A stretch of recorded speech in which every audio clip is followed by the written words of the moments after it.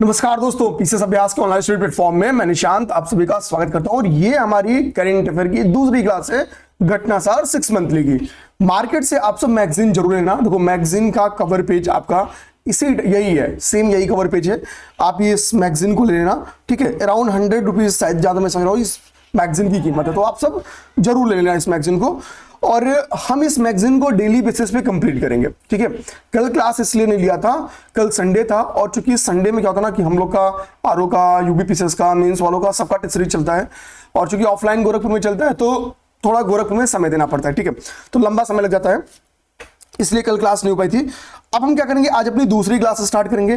पहले मैंने आपसे क्या बोला था, मैंने कहा था कि जहां भाई जो पहले 14 पेज पे जो वन लाइनर है, हम क्या करेंगे, डेली एक पेज देखेंगे थ्रू एमसीक्यू। एमसीक्यू के तहत उसको कर लेंगे। तो इसमें 14 पेज है, तो 14 पेज में क्या करेंगे हम लोग, एमसीक्यू से कंप्लीट करेंगे। तो आज उसका पहला पेज, आज उसका हम लोग क्या करेंगे, पहली पेज को उसके समाप्त करेंगे, ठीक है। आज उसके पहले पेज को समाप्त करेंगे। तो हम 5 एमसीक्यूज के थ्रू, चूंकि वो मल्टीपल स्टेटमेंट क्वेश्चंस होंगे, उन 5 एमसीक्यू से क्या करेंगे, पेज नंबर 1 को समाप्त कर लेंगे, ठीक है। उसके बाद से हमारा टारगेट क्या है, 15 से 42 नंबर पेज में जो राष्ट्रीय घटनाक्रम है, इनमें से हमने क्या किया था, 19 नंबर पेज तक पढ़ लिया था। तो हम 20 से आगे बढ़ेंगे। तो आज का टारगेट समझ जाना। अच्छा, कल मैंने आप सबसे रिक्वेस्ट की थी चैनल को सब्सक्राइब कर लेने के लिए, फिर आज वही रिक्वेस्ट है, और अच्छी बात है आप सबने सपोर्ट करना स्टार्ट किया है, बहुत बहुत धन्यवाद आप सबको, ठीक है। चैनल सब्सक्राइब कर लेते तो मुझे भी अच्छा लगता है, ठीक है।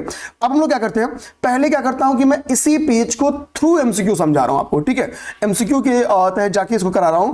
तो देखो, यहां से स्लाइड किया, यहां पे कहां लिखा है एमसीक्यू, तो ये रहा आपका एमसीक्यू ना। हाँ, यहां पे देखो मॉडर्न आपकी मास्टर क्लास की, ये देखो यहां पे। चलिए यहां से स्टार्ट करते हैं, ठीक।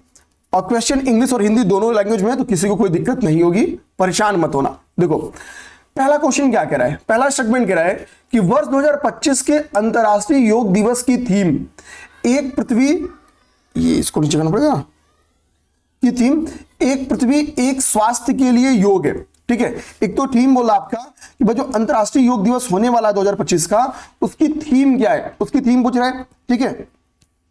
उसकी थीम बता रहा है, आपसे पूछा भाई सही है या गलत है बताओ। सेकंड कह रहा है कि टाइम मैगजीन की दुनिया के सबसे महान स्थानों की सूची में भारत के किसी स्थान को शामिल नहीं किया गया। अभी क्या है, टाइम मैगजीन ने क्या किया है कि 2025 में, अभी रिसेंट में 2025 मार्च 2025 में क्या हुआ कि एक रिपोर्ट, एक लिस्ट जारी की, तो दुनिया के सबसे महान स्थलों की सूची में, या पे जानना, इसमें दुनिया के सबसे महान स्थलों की सूची जारी की गई। तो कह रहा है कि इसमें क्या कोई भारतीय शामिल नहीं किया गया। ये मार्च 2025 वाले की बात कर रहा है, ओवरऑल की बात नहीं कर रहा है, ये कर रहा है बात आपके मार्च 2025 में जो लिस्ट जारी की गई उसकी बात कर रहा है। और तीसरा नंबर क्वेश्चन है कि पंबन ब्रिज, जिसे हाल ही में मोदी जी ने लॉन्च किया, एशिया का पहला वर्टिकल लिफ्ट समुद्री पुल है, एशियाज फर्स्ट वर्टिकल लिफ्ट सी ब्रिज है। ये 3 स्टेटमेंट है, ध्यान देना। अब पहले समझते हैं हम लोग क्वेश्चन नंबर 1 को। क्वेश्चन नंबर 1 को ध्यान से देखेंगे। तो क्वेश्चन नंबर 1 क्या कह रहा है, कह रहा है कि वर्ष 2025 के अंतर्राष्ट्रीय योग दिवस की थीम एक पृथ्वी एक स्वास्थ्य के लिए योग है। तो ये वाला स्टेटमेंट आपका सही है। आपको क्वेश्चन क्या है, अंतर्राष्ट्रीय योग दिवस कब मनाया जाता है, आप लोग कमेंट बॉक्स में बताना कि अंतर्राष्ट्रीय योग दिवस कब मनाया जाता है। ये होमवर्क है, इसको कमेंट बॉक्स में बताना है, ठीक है। और वर्ल्ड वाइल्ड लाइफ डे कब मनाया जाता है, ये कमेंट बॉक्स में बताओ। 2 डेज बताओ आप लोग, अंतर्राष्ट्रीय योग दिवस कब मनाया जाता है और वर्ल्ड वाइल्ड लाइफ डे कब मनाया जाता है। ये 2 क्वेश्चन का आंसर बताना है। अभी जो मैं क्वेश्चन दे रहा हूं, क्वेश्चन पेज नंबर 1 पे इससे related theories, one liner facts लिखे गए हैं, ध्यान देना, ठीक। तो स्टेटमेंट नंबर 1 सही है, यानी अंतर्राष्ट्रीय योग दिवस की थीम क्या है, एक पृथ्वी एक स्वास्थ्य के लिए योग, ठीक है। Yoga for one earth one health, ये थीम है इसका, yoga for one health and one theme. अब देखो, कह रहा है दुनिया के सबसे महान स्थलों की सूची में टाइम मैगजीन ने इस बार किसी भारतीय प्लेस को शामिल नहीं किया। तो ऐसा नहीं है, भारत के 2 लोकेशन इसमें शामिल किए गए हैं, ठीक है। ध्यान देना, भारत के 2 स्थल इसमें शामिल किए गए हैं। जो पहला लोकेशन है, 2 होटल्स इसमें शामिल किए गए हैं। जो पहला लोकेशन है वो क्या है, तो वो आपका है रैफल्स होटल, ध्यान देना, रैफल्स होटल शामिल किया गया है। एक तो रैफल्स होटल को शामिल किया गया है, और जो इसमें दूसरा आपका है वो आपका है ओबराय, ओबराय विंध्य विलास, विंध्य विलास वन्य जीव रिजॉर्ट, वन्य जीव रिजॉर्ट, ये दो लोकेशन क्या है, ये दो प्लेसेस इसमें शामिल किए गए। एक तो आपका रैफल्स होटल शामिल किया गया है। अब आपका क्वेश्चन आ सकता है कि सर रैफल्स होटल कहां पे स्थित है, तो ये आपका जयपुर में स्थित है। कहां पे मेरे भाई, ये आपका जयपुर में स्थित है। ये आपको पीडीएफ हम अपने टेलीग्राम चैनल पे प्रोवाइड करा देंगे, ठीक है, निश्चिंत रहना। तो रैफल्स होटल आपका जयपुर में स्थित है। और ओबराय विंध्यवासिनी जो वन्य जीव रिजॉर्ट है, ये जान देना, ये आपके बांधवगढ़ में स्थित है। बांधवगढ़ टाइगर रिजर्व पड़ता है ना, कहां पे है, एमपी, तो ये यहां पे स्थित है।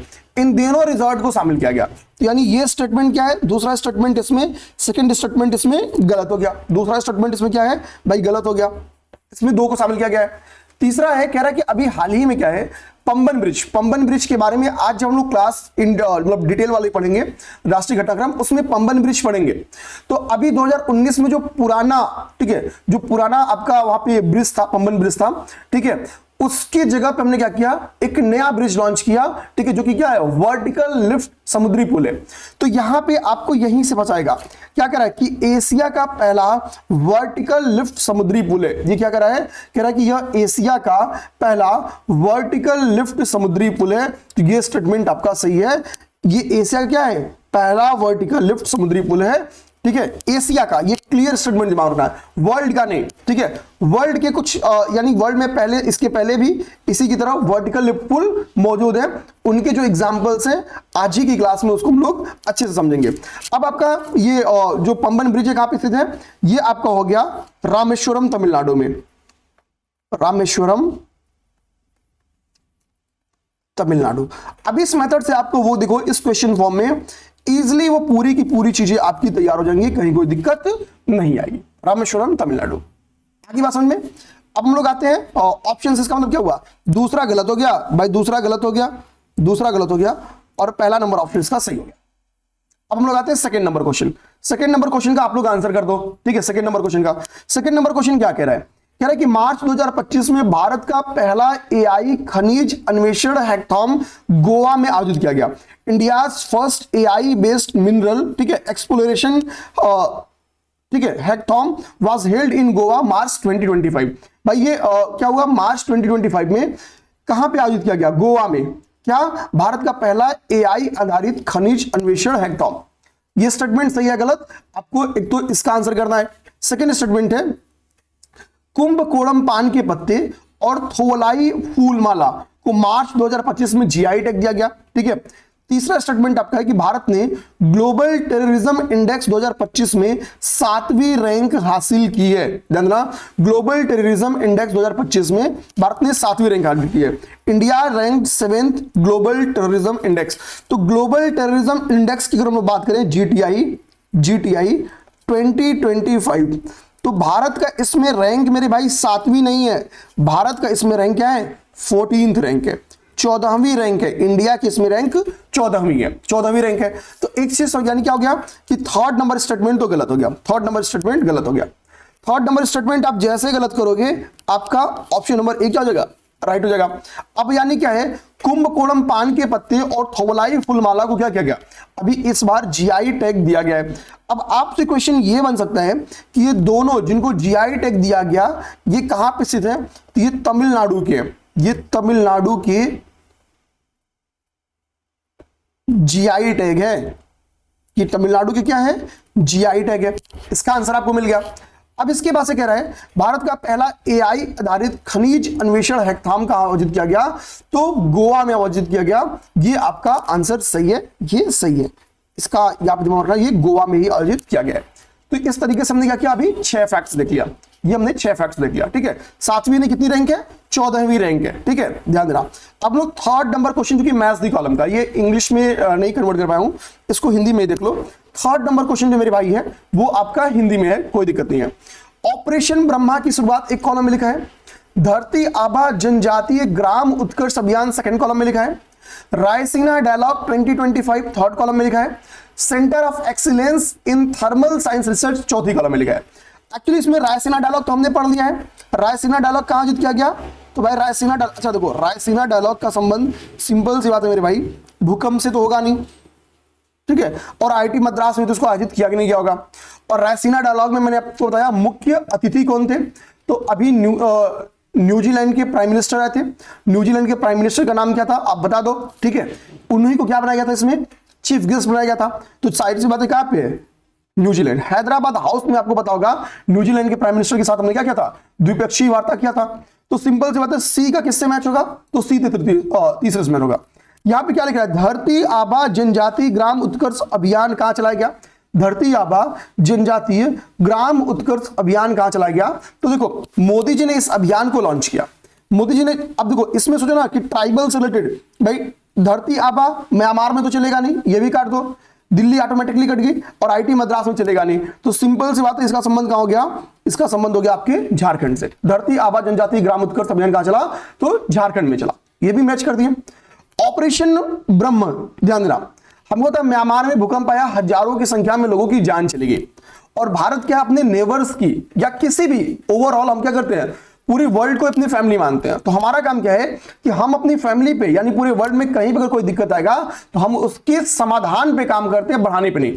तो भारत ने ऑपरेशन ब्रह्म की शुरुआत क्या की है, म्यांमार में भूकंप राहत के लिए चलाया गया एक कार्यक्रम है भारत का, ठीक है। और चौथा नंबर इसमें ऑप्शन है डी कि centre of excellence in thermal science, ध्यान देना। तो हमको पता कि इसरो प्रमुख अभी कौन बना है, डॉक्टर वी नारायणन बने हैं इसरो प्रमुख, ठीक है। इसरो के हेड कौन है, इसरो के हेड है डॉक्टर वी नारायणन,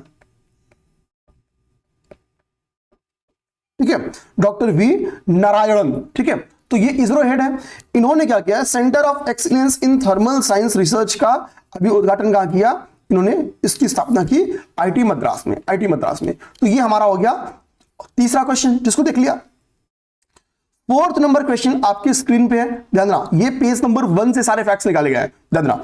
चौथा नंबर क्वेश्चन आपकी स्क्रीन पे है, चौथा नंबर क्वेश्चन आपकी स्क्रीन पे, ये क्या कर रहा है, इसका आंसर्स आप लोग यहां पे देख लो, और क्वेश्चन अभी आपकी स्क्रीन पे है तो उसको ध्यान से देखना यहां पे, ठीक है। ये देखो फोर्थ नंबर क्वेश्चन क्या कर रहा है, कह रहा है कि अभी, अच्छा ये भी मैंने पढ़ाया कल आपको कि वैश्विक नेटवर्क तत्परता सूचकांक, ध्यान देना, ठीक है, ग्लोबल नेटवर्क रेडीनेस इंडेक्स 2025, ये क्या है, अग्रणी टेक्नोलॉजीज को अपनाने के मामले में स्थान है। तो 20 हमने आपको कल ही बताया था कि भाई 2022 में भारत का रैंक कितना था, 48 रैंक था, 2022 में 48 रैंक था। लेकिन हम लोग यही बात करें इंडेक्स की 2025 की, 2025 में 48 रैंक नहीं है, कितना रैंक है 2025 में भारत का, इसमें कितना रैंक है ये आप बताओ, 36, 26, 16 या क्या, ये तीन ऑप्शन दे रहा हूं आपको, ये तीन ऑप्शन बता रहा हूं, आप बताओ क्या, कल पढ़ाए हैं भाई, ये तो इसका मतलब गलत है, क्योंकि यहां पे बोला क्या है वर्ष 2025 में, तो गलत है। भारत ने उल्लेखनीय सुधार किया है, ठीक है, इसको इन डिटेल कल हमने पढ़ा है। अब आएंगे यहां पे, देखो एक बात लिखा है झज्जर बचौली वन्यजीव अभ्यारण्य, क्या लिखा है, करा कि झज्जर बचौली वन्यजीव अभ्यारण्य भारत की पहली तेंदुआ सफारी पार्क बनाई गई। Jhajjar Bachauli wild life sanctuary को डेवलप किया जा रहा है, ठीक है, भारत की पहली तेंदुआ पार्क के रूप में। तो देखिए पहली बात तो ये है कहां पे, तो यही क्वेश्चन आ सकता है, तो पंजाब में, पंजाब गवर्नमेंट इसको डेवलप कर रही है एज अ तेंदुआ सफारी पार्क के रूप में, इसको तेंदुआ सफारी यानी लेपर्ड सफारी पार्क के रूप में इसको पंजाब गवर्नमेंट क्या कर रही है, डेवलप कर रही है। और ये देश की पहली तेंदुआ सफारी पार्क बन जाएगी, ये देश की पहली तेंदुआ सफारी पार्क बन जाएगी। वक्त संशोधन के ऊपर हमने पढ़ा कि भाई 5, यहां पे क्या लिखा है, 5 अप्रैल 2025 को इसको राष्ट्रपति की मंजूरी मिली थी, तो बिल क्या बन गया, कानून बन गया। हमने आपको यह भी बताया था कि 2 अप्रैल को ये क्या हुआ था, लोकसभा में पास हुआ था, यही बताया था। 3 अप्रैल को हमने आपसे बताया था कि ये राज्यसभा से पास हुआ था, और 5 अप्रैल को मैंने आपसे बताया था कि इसमें प्रेसिडेंट की हस्ताक्षर हो गया था, राष्ट्रपति की हस्ताक्षर हो गया था, ये चीज मैंने बताई थी। तो ये आपका 4th नंबर क्वेश्चन भी लग गया, 4th नंबर क्वेश्चन भी लग गया। अब यहां पे आओ 5वां नंबर क्वेश्चन, 5वां नंबर क्वेश्चन कह रहा है कि इनमें से कौन सा स्टेटमेंट गलत है, ठीक है। इसका आंसर आपको बताना है, वही पेज नंबर 1 रीड करके, पेज नंबर 1 रीड करके इसका आंसर आपको बताना है, ठीक है। इसका आप चाहो तो स्क्रीनशॉट ले लो और इसका आंसर आप खुद कमेंट करोगे। तो अब यहां से मैं जानता हूं पेज नंबर 1 आपका समाप्त हो गया, अब मैं यहां से आता हूं थियरी पार्ट आपको समझाने, ओके। तो हम लोग पहुंचे यहां पे, और यहां से हमारा हो गया ये पेज नंबर 1 अब आपका कंप्लीट हो गया। सॉरी, कल हम देखेंगे पेज नंबर 2 के एमसीक्यूज को, ठीक है। अब हमने पेज नंबर 19 खत्म कर लिया, तो आप सीधा आओ पेज नंबर 20 पे। पेज नंबर 20 अब पेज नंबर 20 हम लोग यहां से करेंगे। पहला 15 मिनट आप बताओ बेहतरीन तरीके से खत्म हुआ या नहीं। ऐसा तो नहीं कि सर पहले 15 मिनट जो आपने पढ़ा है वो बोरिंग लगा। मैं उसी पार्ट को अगर इन थियरी जाता, जैसे वो वन लाइनर देखा था, आपको समझ में नहीं आता, आप परेशान भी होते और बोरिंग लगा था लेक्चर। लेकिन क्वेश्चन फॉर्म में क्या हुआ, आपका वन लाइनर तैयार करा दे मैं, ठीक है। ध्यान देना, 5 क्वेश्चन में क्या था, 5 क्वेश्चन, उसमें से 3 स्टेटमेंट बेस्ड थे, यानी 3 तरीके 9 और 2 4, क्योंकि एक मैथ्स कॉलम में था और एक यानी सुमेलित करे में था, और एक क्वेश्चन जो आपका है कौन सा गलत है पूछा था, तो वो 4 वहां पे हो गया। तो कुल आज हमने वहां पे 9 8 और इधर 8 9 8 17 फैक्ट्स हमने देखा। अब हम लोग देखेंगे यहां पे हमारा काम क्या है। यहां पे है देखो, एशिया के पहले वर्टिकल लिफ्ट रेलवे पुल के बारे में हमने इसके पहले भी देखा, मतलब बेसिक चीज का क्या देखा कि भाई ये पुल का अभी मोदी जी ने क्या किया, उद्घाटन किया। ये पुल कहां पे स्थित है, तो ये पुल आपका कहां पे स्थित है, ये पुल आपका रामेश्वरम द्वीप में स्थित है, तमिलनाडु के रामेश्वरम में स्थित है, ठीक है। इसका नाम क्या रखा गया, तो इसका नाम रखा गया पंबन ब्रिज। देखना, इसका नाम रखा गया है पंबन, देखना इसका नाम है पंबन ब्रिज, ध्यान देना। अब इस पंबन ब्रिज के बारे में देखो, क्या यहां पे इसके पहले कोई ब्रिज नहीं था, तो ऐसा नहीं मेरे बंधु, यहां पे कोई ब्रिज नहीं था, ध्यान देना, ऐसा नहीं है। देखो आप लोग भी क्या करना है यहां पे, ध्यान देना, मैं एक एक चीज यहां पे देखो, पहले बुक पे अच्छे से इसको रीड करके यहां पे वैल्यूडेशन करता हूं, फिर आप लोग के पास आता हूं। आप लोग के भी मेरे भाई सेम काम इसी तरीके से करते चलना, बुक लेके पढ़ोगे तो खुद को बहुत ज्यादा इंटरलिंक कर पाओगे मेरे साथ, ठीक है। अब देखो पंबन ब्रिज के बारे में यहां पे एक बात बोली गई है, पहले इसकी हिस्ट्री को समझेंगे तो हमको चीजें समझना थोड़ा सा आसान हो जाएगा, थोड़ा क्या बहुत ज्यादा आसान हो जाएगा, ठीक है। देखो 2019 में जो पुराना ब्रिज था उसको रोक दिया गया था। मोदी जी ने 2019 में इस बात की आधारशिला रखी थी कि भाई यहां पे एक नया वर्टिकल लिफ्ट पुल बनाया जाएगा, लेकिन जो इसके पहले यहां पे था वो एक कैंटिलीवर पुल था, यानी इसको बेसिकली क्या है, लीवर की मदद से खोला जाता था और इसके लिए बहुत सारे आदमियों की जरूरत थी, ठीक है। ये मैनुअली इसको ओपन किया जाता था। तो इसके पहले इसकी जगह पे क्या था, एक लीवर ब्रिज था, कैंटिलीवर ब्रिज था, 14 लोगों की मदद से उसको खोला जाता था। बेसिकली मान लो कि लीवर ब्रिज क्या होता है, मान लो यहां पे ऐसे ब्रिज है, ठीक है, इसके लगभग 2 हिस्से होते हैं मान लो। तो अब एक क्या है, ब्रिज का काम है ब्रिज पे चढ़ के लोग इधर से उधर चल जाए। दूसरा क्या है कि ये नॉर्मली सी रूट पे होता है, जैसे ये क्या है, समुद्री ब्रिज है, तो यानी यहाँ पे समुद्र भी है, यहाँ समुद्र है। अब मान लो किसी बोट्स को इधर जाना है, ये मान लो एक क्या है, एक बोट हो गई। अब इस बोट को इधर जाना है तो बीच में क्या आ गया, ये आपका ब्रिज आ गया। तो कैंटिलीवर ब्रिज में क्या किया जाता है बेसिकली कि इसकी एक भाग को ऐसे ऊपर उठा दिया जाएगा, तो होगा क्या, जो बोट है वो अपने आप निकल के इस पार चली जाएगी, मतलब अपने आप नहीं आराम से इधर निकल जाएगी। इसका मतलब क्या है बेसिकली कि कैंटिलीवर ब्रिज के माध्यम से हमको बोट का जो आवागमन है वो भी प्रभावित नहीं होगा और ब्रिज से जो आवागमन है वो भी प्रभावित नहीं होगा, दोनों चीजें मेंटेन हो जाती है, ठीक है, ध्यान देना। लेकिन पहले इसी ब्रिज लीवर बेस्ड थी तो इसको मैनुअली उठाया जाता था, और अब जो ये नया ब्रिज बनाया गया है मेरे भाई, ध्यान देना, जो ये नया ब्रिज बनाया गया है ये लीवर बेस्ड नहीं है, ये इलेक्ट्रोमैग्नेटिक सिस्टम के बेस्ड है। नया ब्रिज क्या है आपका, इलेक्ट्रोमैग्नेटिक सिस्टम के बेस्ड, ये देखो इलेक्ट्रोमैग्नेटिक सिस्टम के बेस्ड ये ब्रिज है। अब हम लोग क्या करते हैं, इस ब्रिज के बारे में जो अदर फैक्ट्स हैं वो देखते हैं, ठीक है। अब अदर फैक्ट्स क्या है, अदर फैक्ट्स समझो, अदर फैक्ट्स क्या है, ठीक है। तो मोदी जी ने जब इस पंबन ब्रिज का उद्घाटन किया 2019 में बोला गया था कि भाई एक शिलान्यास रखा गया था और 25 में इसका उद्घाटन कर दिया गया। अब यहां पे लिख रहा है कि भाई कि इसको बनाने की लागत कितनी लगी। देखो इस बार यूपी पीसीएस में ऐसे क्वेश्चन बने थे, ठीक है। तो 535 करोड़ रुपए, एटलीस्ट हम लोग रीडिंग तो करेंगे ही करेंगे आप, ठीक है। और पहले मैं कहता था कि आप अप्रॉक्स 500 करोड़ लगभग याद करो, लेकिन अब मैं कहूंगा अगर यूपी पीसीएस प्रीलिम्स की तरह क्वेश्चन आ गया तो 535 करोड़ लिखा सकता है, ठीक है। तो हम याद करेंगे 535 करोड़ रुपए की लागत से ये बना है, ठीक है। 2.08 किलोमीटर लंबा है, 2.08 किलोमीटर लंबा पंबन पुल रामेश्वरम को मंडपम से जोड़ता है, ध्यान देना। अब आपके पास साइड में इतनी जगह नहीं होगी, मेरे पास है, मैं लिख देता हूं, आपको ऐसे नोट बनाना है। रामेश्वरम को ये क्या करता है भाई, मंडपम से जोड़ता है। इसका काम क्या है, रामेश्वरम को मंडपम से जोड़ना। 2.08 किलोमीटर लंबा ये ब्रिज है, ध्यान देना। और हमने क्या पढ़ा इसके बारे में, हमने पढ़ा ये इलेक्ट्रोमैकेनिकल सिस्टम से बना है। तो इलेक्ट्रो मैकेनिकल सिस्टम, ये ब्रिज क्या है, इलेक्ट्रोमैकेनिकल सिस्टम से बना है। ये इतनी चीजें हमने अब तक इस ब्रिज के बारे में देखी। अब देखो ये ब्रिज कहता क्या है, इस ब्रिज के बारे में जो इंपॉर्टेंट बात है, जैसे हमने कहा ना कि अगर कोई सी बोट जाएगी तो ये ऊपर उठ जाएगी, तो कितना, इसका कितना हिस्सा, तो यहां आप देखो कह रहा है कि, ठीक है, देखो कह रहा है कि इसका 63 मीटर हिस्सा ऊपर उठाया जा सकता है। यहां देखो नेविगेशन, यानी जब सी नेविगेशन स्टार्ट होगा, जहाज जाएगी, तो नेविगेशन के समय क्या है कि 63 मीटर हिस्सा इसका ऊपर इस ब्रिज का उठाया जा सकता है। ठीक है, तो 63 मीटर हिस्सा ऊपर उठ गया, तो भाई अब यहां से क्या होगा, आराम से जो समुद्री जहाज है, जो सी है, वो आराम से क्या होगा, उनका नेविगेशन हो सकता है। ठीक है, इतनी चीजें हमको देखनी है। अच्छा, हमने यहां पे आपसे पहले बताया कि इस टाइप का ब्रिज एशिया में नहीं था, तो एशिया का पहला ये वर्टिकल लिफ्ट पुल है। आपके दिमाग में लगा क्या चाइना ने नहीं बनाया था? ठीक है, तो भाई एशिया का पहला, दिमाग में चाइना में भी नहीं है इस तरह का, तो एशिया का पहला है। अब समझो यहां पे आपको थोड़ा सा मिसप्रिंट है, इसको आप भरो।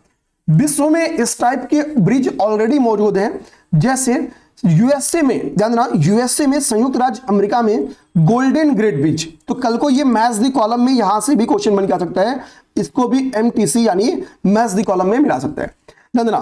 तो आपका हो गया संयुक्त राज्य अमेरिका में कहा है, क्या है, गोल्डन गेट ब्रिज है, ग्रेट नहीं गेट, गोल्डन गेट ब्रिज है। और यहां पे टावर ब्रिज आपको दिख रहा होगा, और आगे कुछ लिखा नहीं है। तो ये जो मीटा है, ये बीटा है आपका लंदन में आपका क्या है, टावर ब्रिज है, इसको मिटा लेना, मिट गया है, इसको सही कर लेना। लंदन में टावर ब्रिज है। डेनमार्क और स्वीडन में ये मिट गया, कौन सा ब्रिज है, तो डेनमार्क स्वीडन में इस टाइप का, डेनमार्क स्वीडन में जो ब्रिज है उसका नाम आपका है ओरेसंड। ये देखो ड तो है, आगे जो मिट गया वो मिट गया है ओरेसंड ब्रिज, ठीक है, याद रहा। तो आपका ओरेसंड ब्रिज कहां पे हो गया, ओरेसंड ब्रिज आपका हो गया डेनमार्क स्वीडन। लंदन में आपका कौन सा ब्रिज हो गया, तो टावर ब्रिज। और यूएसए में आपका कौन सा ब्रिज हो गया, तो यूएसए में आपका हो गया गोल्डन गेट ब्रिज। ये भी मैच दी कॉलम में आ सकता है। तो वर्ल्ड में आपका वर्टिकल लिफ्ट ब्रिज ऑलरेडी मौजूद थे, ये वो वर्टिकल लिफ्ट ब्रिज के एग्जांपल है। तो कल को आपको क्वेश्चन कैसे दे सकता है, एक एक नेचर ऑफ द क्वेश्चन समझना मेरे भाई, ठीक है, नेचर। इसी को आपको विश्व का पहला लिख के भी आपको फंसा सकता है, जहां जहां आपको फंसाया जा सकता है, मैं समझा रहा हूं। स्टेटमेंट में यहां भी आपको फंसा सकता है कि ऐसे 63 मीटर लिखा है ना, तो 84 मीटर लिख देगा, किसकी 84 मीटर एरिया को उठाया जा सकता है। ठीक है, अब समझना, यहां पे हमको क्या देखना होगा, यहां पे हो सकता हो कि यहां पे एक कॉलम दे दे वर्टिकल लिफ्ट ब्रिज, और यहां पे एक कॉलम दे दे कंट्री, एक कॉलम दे दे कंट्री दे दे, और आपकी मैच दी कॉलम में ऐसे चारों दिक्कत का नाम दे दे। भाई भारत में एक हो गया और पंबन ब्रिज और गोल्डन गेट ब्रिज, आपका हो गया टावर ब्रिज हो गया और ओरेसंड ब्रिज हो गया, कर देगा मैच दी कॉलम में, आप फंस जाओगे। तो यहां से भी हम अपनी तरफ से नैतिकली तैयार रहेंगे। 100 साल तक इस ब्रिज की उम्र है, ठीक है। अब आते हैं हम लोग नेक्स्ट देखते हैं। नेक्स्ट टॉपिक है इंदौर और उदयपुर को वेटलैंड सिटी की मान्यता दी गई। देखो इंदौर और उदयपुर को वेटलैंड सिटी, तो देखो वर्ल्ड वेटलैंड डे कब मनाया जाता है, एक होमवर्क और लो। अभी मैंने आपसे क्वेश्चन दिया था, विश्व योग दिवस कब मनाया जाता है, यानी वर्ल्ड योगा डे कब मनाया जाता है, एक क्वेश्चन दिया था। डे में दूसरा क्वेश्चन मैंने दिया था, वर्ल्ड वाइल्ड लाइफ डे कब मनाया जाता है, विश्व वन्य जीव दिवस कब मनाया जाता है। और थर्ड होमवर्क दे रहा हूं, वर्ल्ड वेटलैंड डे कब मनाया जाता है, वर्ल्ड वेटलैंड डे कब मनाया जाता है, ये भी एक होमवर्क लो। 2 जनवरी, 2 फरवरी, ठीक है, 3 मार्च, या इनमें से कोई नहीं। अब आ जाओ, इंदौर और उदयपुर को वेटलैंड सिटी का क्यों दिया गया भाई, इंदौर और उदयपुर को क्यों दिया गया, तो कुछ खास क्यों होंगे वेटलैंड सिटी। तो देखो ये वेटलैंड सिटी इसलिए मान्यता दी गई कि इनके पास वेटलैंड्स मौजूद, और ये अपने वेटलैंड्स को लेके काफी अग्रणी हैं, उनके संरक्षण को लेके, उनके प्रसार को लेके, ध्यान देना। तो इसके लिए क्या किया गया बेसिकली इनको वेटलैंड सिटी का दर्जा दिया गया। क्यों? क्योंकि ये क्या करते हैं, ये ऐसे सिटीज हैं जो अपने वेटलैंड्स को प्राथमिकता देते हैं, प्रायोरिटी पे रखते हैं। ठीक है, ध्यान देना। तो एक तो डायरेक्टली हेडिंग से ही क्वेश्चन आ सकता है, डायरेक्टली ऐसे क्या हो, हेडिंग से ही क्वेश्चन आ सकता है। ठीक है, हेडिंग से ही क्या करें, क्वेश्चन बना के दे दे। आप लोग रेडी रहना। अब समझो क्यों दिया जाता है, मैंने आपसे बताया। तो दिए जाने का रीजन क्या है, इन्होंने क्या किया था, बेसिकली अपने वेटलैंड्स के संरक्षण को प्राथमिकता देती, प्रायोरिटी देती। तो चूंकि ये वेटलैंड्स के संरक्षण को प्रायोरिटी देते हैं, इसी कारण इनको दिया गया था। अब आ जाओ,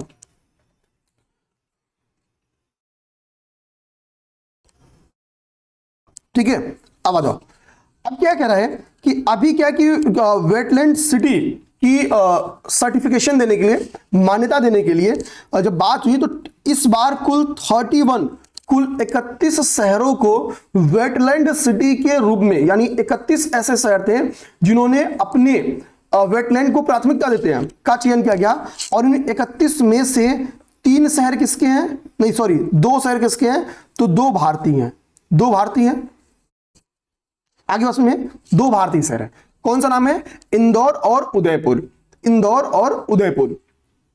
ठीक है, इंदौर के बारे में क्या करना है, कुछ और भी पढ़ाया था, कुछ इन्वायरमेंट से रिलेटेड था वो टॉपिक, बताओगे कमेंट करके तो अच्छी बात, नहीं बताओगे तो बुरी बात। देखो पढ़ो फिर बताओ, लेकिन बताओ। अब जब 31 इसको बनाया गया, तो अब टोटल वर्ल्ड लेवल पे देखेंगे कि वेटलैंड सिटीज की मान्यता प्राप्त करने वाले की शहरों की संख्या होगी कितनी, 74, टोटल हो गए 74। तो अब आपसे क्वेश्चन है कि इसी के साथ विश्व में कुल 74 देश हो गए, और इस बार केवल भारत के 2 शहरों को शामिल किया गया। ठीक है, तो सही है, भारत के 2 शहरों को शामिल किया गया, तो ये हो गए। ठीक है, अच्छा लिस्ट में आपका नाम बेसिकली और भी गया था, कह रहा कि भारत की एक अन्य शहर भोपाल, जिसे इंदौर और उदयपुर के साथ नामित किया गया था, यानी हमने भोपाल को भी नामित किया था, लेकिन भोपाल को इसमें सेलेक्ट नहीं किया गया। ठीक है, भोपाल को सेलेक्ट नहीं किया गया, भोपाल को वेटलैंड सिटीज के रूप में सेलेक्ट नहीं किया गया, अर्थात भोपाल वेटलैंड सिटी को अपनी प्राथमिकता पे नहीं रख पाई होगी। तो इसके पीछे का एक रीजन दिया गया। यहां पे एक वेटलैंड है जिसका नाम है भोज। तो भोज आर्द्रभूमि, भोज क्या है, वेटलैंड यहां पे है, भोज वेटलैंड है यहां पे। ठीक है, तो भोज वेटलैंड में कहा गया कि यहां पे जो पारिस्थितिक चिंता है, ध्यान देना, तो ये देखा गया कि भाई कि यहां पे पारिस्थितिक चिंताओं को देखा गया कि यहां पे मतलब चीजें और जो हैबिटेट लॉस दिखाई पड़ रहा था, तो भोज वेटलैंड को इसी के लिए शामिल नहीं किया गया। तो क्वेश्चन आपसे ये भी हो सकता है कि 3 लिस्ट किए गए थे, 2 में भोपाल को क्यों नहीं शामिल किया गया, तो भोज की जगह कुछ और लिख दे, तो ध्यान रखना है यहां पे। ठीक है, ये चीज हम लोग ध्यान रखेंगे।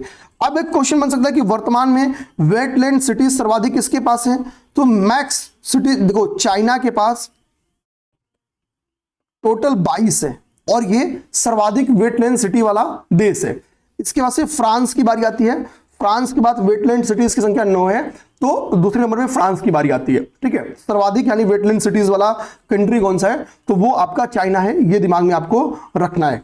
ठीक है, वेटलैंड के ऊपर जो ध्यान देना, ठीक है, इसकी जो वेटलैंड सिटीज सर्टिफिकेशन है, ठीक है, ध्यान देना, वो जो प्रमाणन है, या हम लोग कह सकते हैं कि वेटलैंड सिटीज जो प्रमाणन है, वो आपकी कॉप 15 से नहीं, कॉप 2015 अर्थात 2015 में जो रामसर कन्वेंशन की कॉन्फ्रेंस ऑफ पार्टीज यानी मीटिंग हुई है 2015 में, तो 2015 में 15वीं नहीं थी, समझे। तो कॉप 2015, अब कॉप 2015 में आपको पता सकता है वो 2015 में एग्जैक्ट कौन सी कॉप हुई थी, वो पूछ सकता है आपसे, 12वीं हुई थी, 13वीं हुई थी, इनमें से कोई नहीं। ठीक है, तो एग्जैक्ट आप चाहो तो सिंपल गूगल करना, ठीक है, वेटलैंड कन्वेंशन कॉप 2015, तो आपको आ जाएगा कि कौन सा संस्करण था। ठीक है, तो इजीली आप यहां पे फिट कर सकते हो। तो इसी में क्या हुआ था, WCA की न्यू पड़ी थी कि भाई इसी में WCA की न्यू पड़ी थी। ठीक है, ओके, यहां तक चीजें क्लियर। कह रहा कि WCA मान्यता 6 वर्षों के लिए मान्य होती है। ठीक है, यानी अब क्या है, इनको वेटलैंड सिटीज का दर्जा दिया गया, तो अब ये क्या है, ये 6 वर्षों तक ये दर्जा इनको दिया जा रहेगा, ठीक है, 6 वर्षों तक ये मान्य होगा, ठीक है। मान्यता, यहाँ पे मान्यता वर्ष हो गया आपका कि कितने वर्षों तक इनको मान्यता दिया जाएगा, ठीक है। ये सर्टिफिकेशन कितने वैलिड ईयर्स तक वैलिड रहेगा। अब हमारे लिए ये हो गया। अब हमारा नेक्स्ट टॉपिक स्टार्ट हो गया, वो है QS world university subject ranking. ध्यान देना, अब ये थोड़ा टफ टॉपिक है, ध्यान देना। अच्छा, एक चीज मैं आपको बताऊं दोस्तों, देखो आरओ की आप सब तैयारी कर रहे हो, और आरओ का एक क्विक रिवीजन सीरीज हमने स्टार्ट किया है, वो हमारी सीरीज चल रही है और अच्छे खासे स्टूडेंट्स का उसमें सपोर्ट मिल चुका है। आप सब उस बैच से जुड़ के आरओ की पूरी सिलेबस का क्विक रिवीजन कर सकते हैं, ठीक है। हम वहां पे बेसिकली उन एरियाज पे काम कर रहे हैं जहां से आयोग के क्वेश्चन पूछने की बारंबारता है, मैक्सिमम टाइम जहां से क्वेश्चंस आते हैं, यानी जो सबसे हीट टॉपिक्स है। सबसे बड़ी बात कि देखो, आने वाला अभी जो 15 से 20 दिन है, आप 1 से 1.5 घंटे डेली करंट अफेयर देख लोगे, 1 से 1.5 घंटे डेली आपका वो क्लास हो जाएगा, तो आप 2 से 2.5 घंटे का टाइम जो है, 3 घंटे का टाइम जो है, बहुत यूजफुल तरीके का आपका बीत जाएगा। अब अपना 5 घंटे टाइम, 6 घंटे का और इन्वेस्टमेंट करो ताकि रिजल्ट ले लो। क्लासेस के बीच में प्रॉपर गाइडेंस आपको दी जा रही है कि पैरेलली इसके साथ क्या क्या करते चलो, क्वेश्चन की प्रैक्टिस करते चलो। आप सोचो कि हमने अपनी पूरी टेस्ट सीरीज, ठीक है, 199 में आपको प्रोवाइड करा दिया, 199 में, जो कुछ समय पहले टेस्ट सीरीज हमारी 1000 की थी, ठीक है, बीच में उसके डिस्काउंट किया था, हालांकि अभी वो 199 में हम उसको वो भी प्रोवाइड करा दे रहे हैं ताकि आप ज्यादा से ज्यादा प्रैक्टिस कर सके। देखो, मार्केट से आप प्रैक्टिस सेट भी लोगे तो 250-300 की प्रैक्टिस सेट मिलेगी। बेटर है कि आप जाके जो प्रैक्टिस सेट तो सॉल्व भी करना है, एक चीज समझो, केवल 10-12 पेपर से आपका काम नहीं चलेगा, कम से कम 25 से 30 पेपर सॉल्व करने हैं। कम से कम दिमाग रखो 30-35 पेपर सॉल्व करना, इतना तो मिनिमम दिमाग रखना, 25-30-35 तो मिनिमम, 25 मिनिमम, 35 तक पहुंच जाओ तो और अच्छी बात। ओके, तो ये सारी चीजें आपकी आरओ के लिए एक क्विक रिवीजन बैच ऑलरेडी चल रहा है, ठीक है, आप उससे जरूर जुड़ के अपनी सफलता को सुनिश्चित कर सकते हैं, ठीक है। ओके, अब हम लोग आते हैं 15वीं QS world university subject ranking. देखो, अब जब इसके पहली बात तो इसका संस्करण याद करो, ये भारत के लिए बड़ा उपलब्धि वाला संस्करण है, ना, भारत के लिए ये बड़ा उपलब्धि वाला संस्करण है। ये बता रहा है कि भारत अपने एजुकेशन में इन्वेस्टमेंट कर रहा है, भारत की शिक्षा व्यवस्था अग्रणी बन रही है, ठीक है, और अग्रणी बनने की आवश्यकता है। तो 15वीं क्यूएस यानी संस्करण कौन सा, 15वीं है। तो अगर हम लोग इसकी पहली 14वीं संस्करण से यहां पे तुलना किया गया है, 14वीं क्यूएस संस्करण से, एडिशन से यहां पे तुलना किया गया है। अब क्या किया गया है कि अगर हम लोग पिछली बार से ध्यान दें तो कह रहा है इस साल टोटल 533 यूनिवर्सिटीज या इंस्टीट्यूशंस को शामिल किया गया, इंस्टीट्यूट्स को शामिल किया गया, और इनमें से 79 इंस्टीट्यूट्स कौन है, भारतीय हैं। ये जान रहा, ये एशिया रैंकिंग नहीं है, ये वर्ल्ड रैंकिंग है, क्यूएस की ये वर्ल्ड रैंकिंग है, ठीक है। ये दिमाग रखना, क्यूएस का फुल फॉर्म देखना चाहते हो तो यहां आप देखो लिखा गया है, ठीक है, ठीक है, क्वाक्वेरेली साइमंड्स, ठीक है, ध्यान देना, साइमंड्स याद होगा ना, साइमंड्स का नाम बड़ा खतरनाक है भाई, ठीक है। तो क्यूएस, तो एक तो क्या है, कितने इंस्टीट्यूट शामिल है हमारे, तो 79, एक कम 80 इंस्टीट्यूट हमारे इसमें शामिल है। और लास्ट ईयर से तुलना किया जाए तो 25.7% इंस्टीट्यूट इसमें भारत के बने हैं, ठीक है। यानी भारत में करा है कि रिपोर्ट में क्या गया है कि 79 भारतीय विश्वविद्यालय 533 रैंक तक सूची में जगह बनाई है, जो पिछले साल से 25.7% अधिक है। मतलब हमने इतने प्रतिशत अधिक ग्रोथ दर्ज की है। हमारे लगभग 1/4 नए विद्यालय इसमें शामिल हुए, 1/4 विद्यालय, 1/4 से अधिक विद्यालय इसमें नए शामिल हुए हैं। ये इसमें बताना चाह रहा है ये बेसिकली। अच्छा, ये सब्जेक्ट मतलब इंडेक्स है क्यूएस की, तो कुल कितने विषयों को शामिल किया गया, 55 विषयों को, 55 सब्जेक्ट को शामिल किया गया। कितने, 55। अब हमारा काम क्या है, हम क्या करने वाले मेरे भाई, हम देखने वाले हैं अपनी टॉप उन यूनिवर्सिटीज को, ठीक है, या इंस्टीट्यूट्स को जो इस सब्जेक्ट रैंकिंग में अग्रणी है। देखो, अब आप इसको पढ़ोगे पगला जाओगे। देखो, यहां से आपकी बतानी, दूसरा नंबर पॉइंट से बताना स्टार्ट हुआ है, और आप पढ़ोगे पगला जाओगे। यहां तक चीजें समझाई गई हैं, यहां तक चीजें समझाई गई हैं। मैं इसको इतना इजी बना दूंगा कि अगर आपने खुद से पढ़ा होगा तो आप बताना कि क्या इसी तरह पढ़ा था, ठीक है, ध्यान देना। अब लोग बात करें अगर इंस्टीट्यूट में, तो आपकी पहली बारी पे आती है वो है ISM धनबाद। क्या है? ISM धनबाद है, ठीक है, जहां से रमन सर पढ़े आपका, ठीक है, ध्यान देना। अब ISM धनबाद क्या है? ये आपकी बेसिकली खनन और खनिज और खनन में, किस सब्जेक्ट में?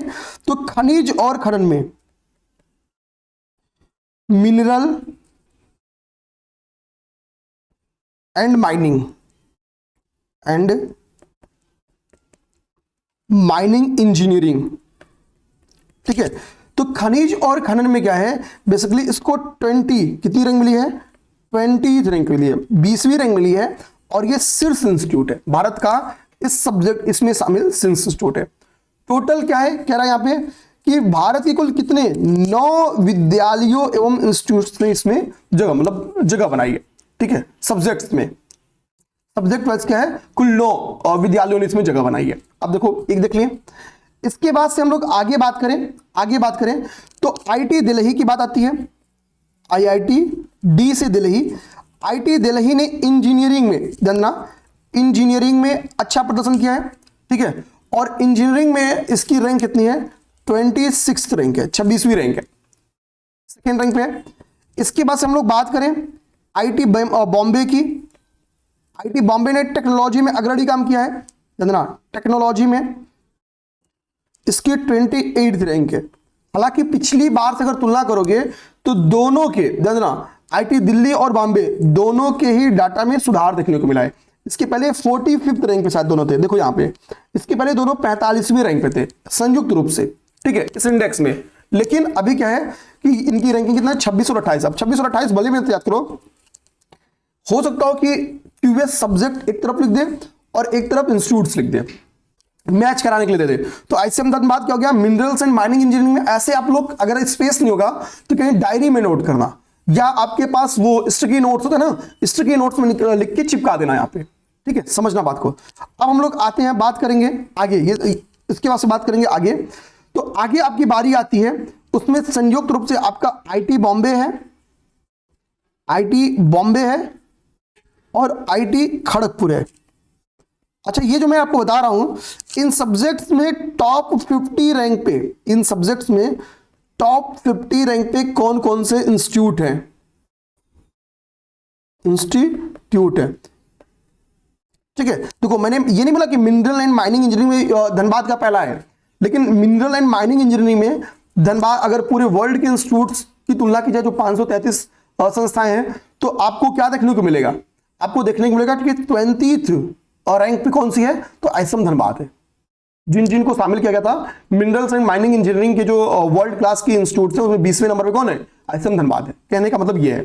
तो इनकी रैंकिंग, हम उन्हीं की रैंकिंग देख रहे हैं जो टॉप 50 के अंदर है अपने सब्जेक्ट में। तो अब IIT धनबाद और IIT खड़ग, हालांकि इसको के से कानपुर मत समझना, के से खड़गपुर समझ लो, ठीक है। यहाँ पे लाओ KH लिख दिया ताकि आपको दिमाग में गलत ना जाए, ठीक है, खड़गपुर। तो IIT यहाँ पे ध्यान देना, इनकी 28वीं और 45वीं रैंक है, ध्यान देना, ठीक है। इनकी क्या है? 28वीं और 45वीं रैंक है। किसमें? तो इसी में मिनरल एंड माइनिंग इंजीनियरिंग में। मिनरल एंड माइनिंग इंजीनियरिंग में ISM धनबाद की 20वीं रैंक है, लेकिन IIT बॉम्बे की कितनी रैंक है? IIT बॉम्बे की 28वीं रैंक है और खड़गपुर की 45वीं रैंक है। देखो यहाँ पे,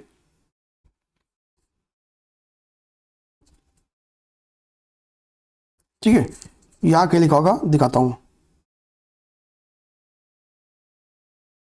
देखो यहां पे, ठीक। IIT बॉम्बे और वो खड़गपुर को, ठीक है, यहां पे 28वें और 45वें स्थान पर मिला है। यानी टॉप 50 में हमको आपकी जो मिनरल एंड माइनिंग में था, तो 3 IITs हैं, 3 IITs हैं। उनमें एक ISM धनबाद हो गया, एक आपका IIT बॉम्बे हो गया, एक IIT खड़गपुर हो गया टॉप 50 में इस सब्जेक्ट में, ठीक है। आगे बात समझ में। अब हम लोग देखेंगे इलेक्ट्रिकल एवं इलेक्ट्रॉनिक इंजीनियरिंग में, ठीक है, इलेक्ट्रिकल और इलेक्ट्रॉनिक इंजीनियरिंग में। तो IIT, इसमें IIT जानना, इसमें आपका IIT दिल्ली और IIT Bombay, IIT Bombay electrical एवं इलेक्ट्रॉनिक इंजीनियरिंग में, इसमें टॉप 50 में शामिल है। इसमें इलेक्ट्रिकल एवं इलेक्ट्रॉनिक इंजीनियरिंग में, इलेक्ट्रिकल एवं इलेक्ट्रॉनिक इंजीनियरिंग में इसकी बात से देखें तो आईआईएम अहमदाबाद, आईआईएम बेंगलुरु, ये दोनों बिजनेस एंड मैनेजमेंट में टॉप 50 में है। देखो आईआईएम अहमदाबाद, आईआईएम बेंगलुरु, ये दोनों क्या है, आईआईएम, ठीक है, Indian institute of management Ahmedabad and IIM, ठीक है, बेंगलुरु, ये दोनों मैनेजमेंट में टॉप 50 पे हैं। अहमदाबाद और इसमें बेंगलुरु, ठीक है, अहमदाबाद को 27वीं रैंक मिली है, अहमदाबाद को 27th रैंक है, और बेंगलुरु का रैंक जो है वो 14th रैंक है। हमको रैंक अभी सब चीज समझाऊंगा, क्या चीजें कैसे याद करनी है, पहले फॉर्मेटिंग समझ जाओ, फॉर्मेटिंग समझ जाओ। मद्रास को पेट्रोलियम इंजीनियरिंग में आईटी मद्रास टॉप पे है, आईटी मद्रास, ठीक है, आपका टॉप पे है, किसमें, पेट्रोलियम इंजीनियरिंग में, पेट्रोलियम इंजीनियरिंग में आपकी आईटी मद्रास टॉप पे है, ठीक है, ध्यान देना। और जेएनयू की अगर हम लोग बात करें, तो डेवलपमेंट स्टडी में आ गया है, डेवलपमेंट स्टडी में आ गया। अब देखो क्वेश्चन यहां से बनाएगा टफ तो क्या बना सकता है, आप लोग इसको पहले समझ जाओ, ये थोड़ा कठिन टॉपिक है, समझाना मेरा काम है, समझना आपका काम है। अब यहां से 2 मिनट का टाइम और दो, आपको ये चीज के नोट करें जो कराया हूं, ताकि दोबारा आपको दिक्कत ना आए। बहुत सिंपल क्वेश्चन पूछेगा तो क्या पूछेगा भाई, 15वीं इंडेक्स आपका संस्करण पूछ लेगा, तो 15वीं है, कितने इंस्टीट्यूट शामिल है टॉप 15 में, तो 9 विद्यालय एवं संस्थानों ने विषयवार तरीके से इसमें अपनी जगह बनाई है टॉप 15 में, ठीक है, विषयवार तरीके से, ठीक है, ध्यान देना। और आपसे क्या पूछ सकता है भाई, 14वीं रिपोर्ट से हमारे कितने इंस्टीट्यूट्स ने ग्रोथ दर्ज की है, तो टोटल 79 है, और लगभग 25.7% इंस्टीट्यूट 14वीं रैंकिंग से ज्यादा शामिल, यानी 1/4 से अधिक इंस्टीट्यूट नए इसमें शामिल किए गए। ये तो बड़ा सिंपल हो गया, अगर सिंपल आया। अब देखो मैंने आपसे क्या बताया कि अगर आप ध्यान से देखो इस चीज को, तो मिनरल एंड माइनिंग इंजीनियरिंग हमारा सर्वश्रेष्ठ प्रदर्शन कहां पे है, तो हमारा सर्वश्रेष्ठ प्रदर्शन जो है वो मिनरल एंड माइनिंग इंजीनियरिंग में है। आईसीएम धनबाद में 20वीं रैंक यहां पे हासिल किया है, तो सबसे अच्छा परफॉर्मेंस मेरा कहां पे, हमारा मतलब मेरे देश का, तो मिनरल एंड माइनिंग इंजीनियरिंग में है। आईसीएम धनबाद इसमें टॉप पे है। उसके बाद से इसी मिनरल एंड माइनिंग इंजीनियरिंग में आपको मैंने बताया था आईटी बॉम्बे और आईटी खड़गपुर, यहां पे जानना, आईटी बॉम्बे और आईटी खड़गपुर यहाँ पे 28वें और 45वें नंबर पे, ठीक है, तो यानी यहां पे हमारा जगह है। ओके, हमने फिर आईटी दिल्ली की पढ़ी, इंजीनियरिंग में आईटी दिल्ली 26वीं रैंक पे है। तो सब्जेक्ट वाइज दूसरा जिस आईटी ने अच्छा परफॉर्मेंस किया काम किया है आईटी दिल्ली ने इंजीनियरिंग में किया है। सब्जेक्ट वाइज तीसरा अच्छा परफॉर्मेंस आईटी बॉम्बे ने टेक्नोलॉजी में किया है, आईटी बॉम्बे ने टेक्नोलॉजी में किया है। आगे में तो मिनरल्स में ISM Dhanbad, IT Delhi, engineering में आईटी बॉम्बे, टेक्नोलॉजी में माइनिंग एंड जो आपका मिनरल इंजीनियरिंग है उसमें आईटी बॉम्बे और खड़गपुर ने 28वीं 45वीं रैंक पाई, ठीक है। आईटी दिल्ली और आईटी बॉम्बे यहां पे टॉप 50 में जगह बनाए हैं, ठीक है, जानना इंजीनियरिंग और टेक्नोलॉजीज में, ठीक है, यहां पे जानना संयुक्त। अब यहां पे आएंगे हम लोग, यहां पे हमने मैनेजमेंट में देखा अहमदाबाद और बॉम्बे को, सॉरी बेंगलुरु को, अहमदाबाद 27 पे है और बेंगलुरु 14th में है। तो मैनेजमेंट में हमारे 2 इंस्टीट्यूट टॉप 15 में वर्ल्ड में शामिल है, वो क्या है, आईआईएम अहमदाबाद और आईआईएम बेंगलुरु, ये 2 हमारे मैनेजमेंट में टॉप इंस्टीट्यूट्स हैं, ठीक है, जो टॉप 50 में वर्ल्ड में जगह बनाते हैं। पेट्रोलियम इंजीनियरिंग में हमारा टॉप इंस्टीट्यूट टॉप 50 में जो शामिल है वो आईटी मद्रास है और डेवलपमेंट स्टडीज में जेएनयू है। डेवलपमेंट स्टडी में कौन है, जेएनयू है। तो ये हमारे हो गए सब्जेक्ट, ठीक है, टॉप 50 वाले। अब यहां पे समझो कला एवं मानविकी श्रेणी में कुल कितने इंस्टीट्यूट इसमें शामिल हुए, जो हमारे 79 इंस्टीट्यूट इसमें शामिल हुए हैं। उन 79 इंस्टीट्यूट में एक अच्छी बात यहां पे ये बता रहा है कि कला एवं मानविकी श्रेणी के कितने थे, तो 10 इंस्टीट्यूट थे। कितने इंस्टीट्यूट थे, 10 इंस्टीट्यूट कला एवं मानविकी, आर्ट्स एंड ह्यूमैनिटी सेक्टर से 10 इंस्टीट्यूट इसमें शामिल थे। और जीवन विज्ञान और चिकित्सा श्रेणी, इसके लिए बायो के सेक्टर से इसमें कुल 6 इंस्टीट्यूट शामिल थे। कितने, 6 इंस्टीट्यूट। तो आर्ट्स एंड ह्यूमैनिटी से 10 और बायोलॉजी से 6, ठीक है, समझो आगे बात समझ में, ठीक है। कह रहा है कि भारत ने क्या किया, यहां पे देखो कह रहा है कि रैंकिंग में शामिल होने वाले नए संस्थानों की संख्या, जैसे भारत का अगर हम लोग आप निकालना 79 का 25.7%, ठीक है, 79 का 25.7%। तो पता चल जाएगा कि पिछली बार हमारे पास कितने इंस्टीट्यूट थे। ठीक है, इस बार इसमें पेपर में मैथ्स आता ना, आरओ में, फिर सीसेट आता है इसमें, तो बताओ 79 का 25.7% कितना हुआ। तो जितना इंस्टीट्यूट आएगा उतने हमारे नए इंस्टीट्यूट इसमें शामिल हुए हैं, उतने हमारे इसमें नए इंस्टीट्यूट शामिल हुए हैं। और नए इंस्टीट्यूट के शामिल होने के मामले में इंडिया 5th रैंक पे है। सर्वाधिक नया इंस्टीट्यूट चीन का, फिर यूएसए, फिर यूके, फिर कोरिया। 5वें नंबर पे भारत ने अपने नए इंस्टीट्यूट को इसमें शामिल किया है। अब ये आपका हो गया, इसके बाहर इतनी बेहतरीन तरीके से आपको यूनिवर्सिटी सब्जेक्ट रैंकिंग को नहीं पढ़ाया होगा। ठीक है, समझ में आ गया होगा, क्योंकि भाई मैंने समय दिया है तब इतना इजी कर पाया हूं, अच्छा खासा समय।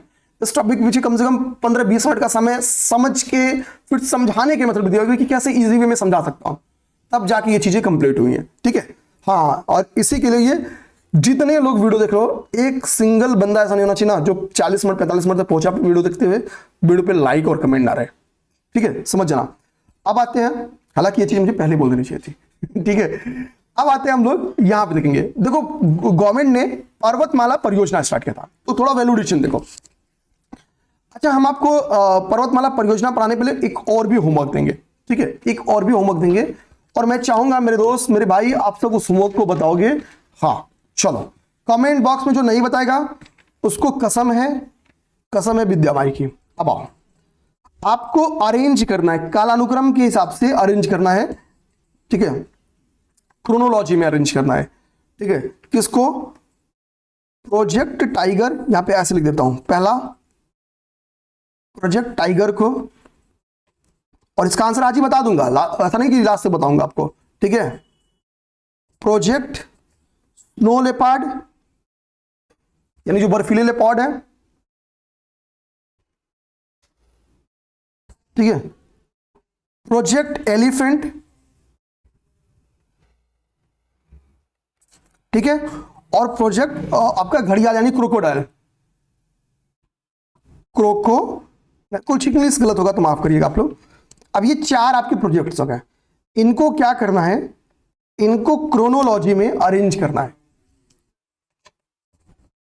कमेंट करो, जितना होमवर्क दे रहा हूं हमको सारा का कमेंट चाहिए, 1000 कमेंट चाहिए। ठीक है, 1000 कमेंट, इतना कमेंट है कि यूट्यूब है कुछ है मेरा।